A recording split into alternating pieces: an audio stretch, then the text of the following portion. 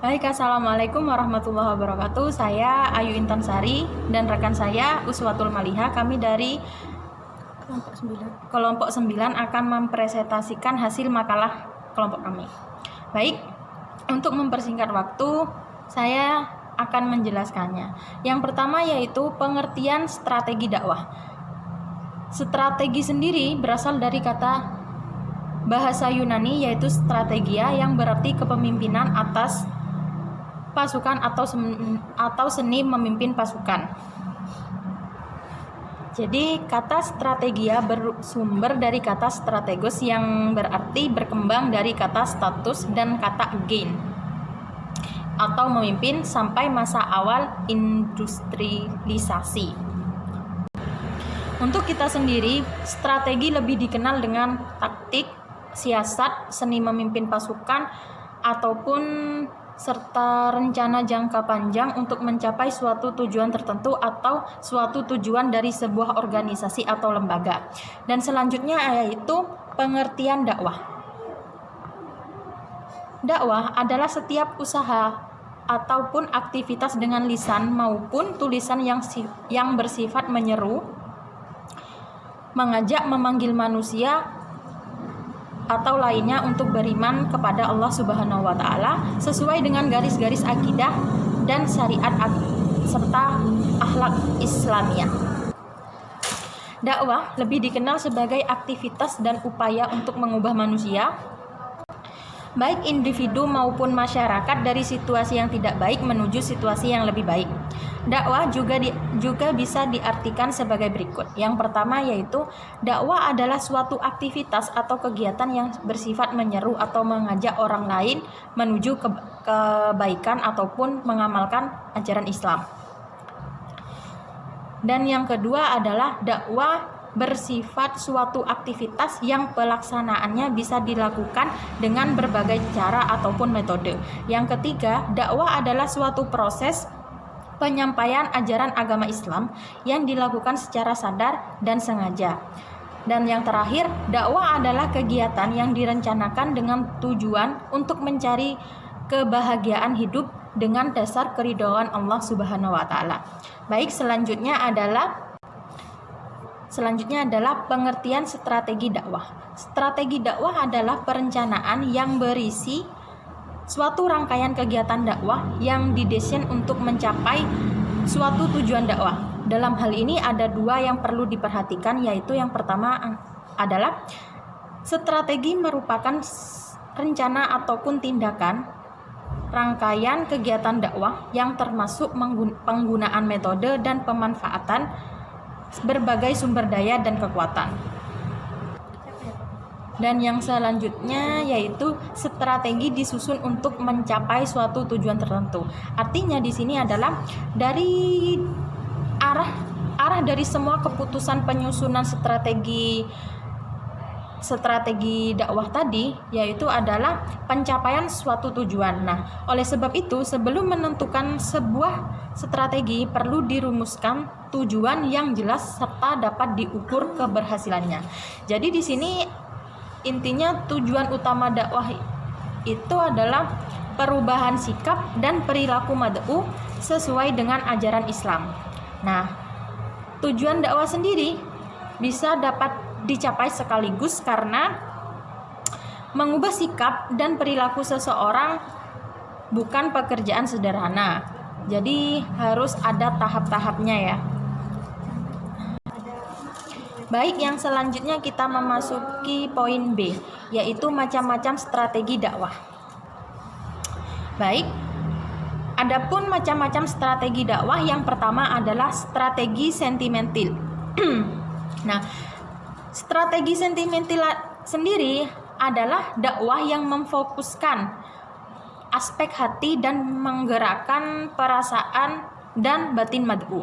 Nah, di sini maksudnya adalah dengan memberikan nasihat yang baik kepada mad'u, memanggil dengan kelembutan atau memberikan pelayanan yang memuaskan merupakan beberapa metode yang dikembangkan dari strategi ini. Dan strategi ini diterapkan oleh Nabi Muhammad SAW saat menghadapi kaum musyrik Mekah. Dan selanjutnya yang kedua yaitu strategi rasional. Strategi rasional adalah dakwah dengan beberapa metode yang memfokuskan pada aspek akal dan pikiran. Nah, strategi ini mendorong mad'u untuk berpikir, merenung, ataupun mengambil pelajaran dari ayat-ayat serta pelajaran dari hadis Rasulullah SAW. Nah, dakwah strategi ini digunakan oleh Nabi untuk menghadapi argumentasi dengan para pemuka Yahudi. Dan yang selanjutnya yaitu strategi indrawi. Nah, strategi indrawi ini juga dapat disebut dengan strategi eksperimen ya, ataupun strategi ilmiah. Nah, definisi strategi ini yaitu sebagai sistem dakwah ataupun kumpulan metode dakwah yang berorientasi pada panca indera serta berpegang teguh pada hasil penelitian dan percobaan. Baik, sedangkan pada zaman dahulu Nabi SAW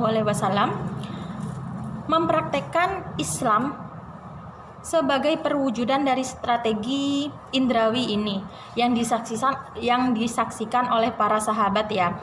Jadi sekarang umat muslim menggunakan Al-Quran dan hadis untuk memperkuat atau menolak hasil penelitian ilmiah yang tidak sesuai dengan ajaran Islam. Selanjutnya, penentuan strategi dakwah juga bisa berdasar pada Quran surat Al-Baqarah ayat 129 yang mengisyaratkan 3 strategi dakwah, yaitu yang pertama adalah strategi tilawah, di mana membacakan ayat-ayat Allah Subhanahu wa taala.